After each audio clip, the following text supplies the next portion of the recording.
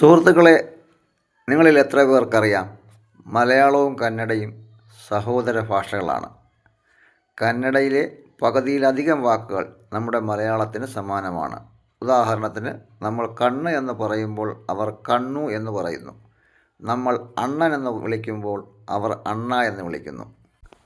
അതുകൊണ്ട് ആരും കന്നഡ പഠിക്കാൻ പ്രയാസമാണെന്ന് കരുതി മാറി നിൽക്കണ്ട. നമുക്ക് ഇത് വളരെ എളുപ്പത്തിൽ പഠിച്ചെടുക്കാം. കുറച്ച് ഭക്ഷണ സാധനങ്ങളുടെ പേര് പഠിച്ചാലോ? അരിക്ക് കന്നഡയിൽ പറയുന്നത് അക്കി എന്നാണ്.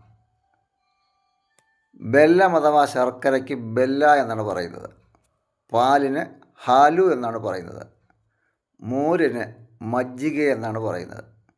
നെയ്യ്ക്ക് തുപ്പ എന്നാണ് പറയുന്നത്.